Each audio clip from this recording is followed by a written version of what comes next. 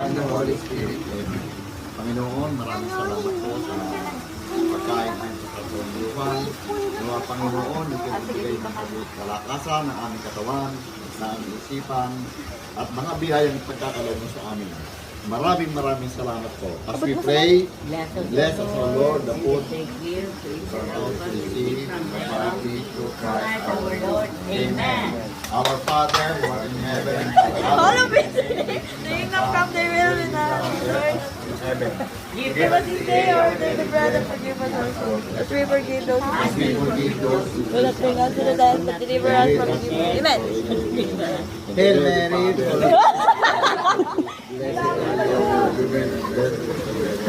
Wala pa ka pa. Holy Mary, Mother of God, sinners, now at the hour of our death. Glory be to the Father, to the Son, to the Holy Spirit.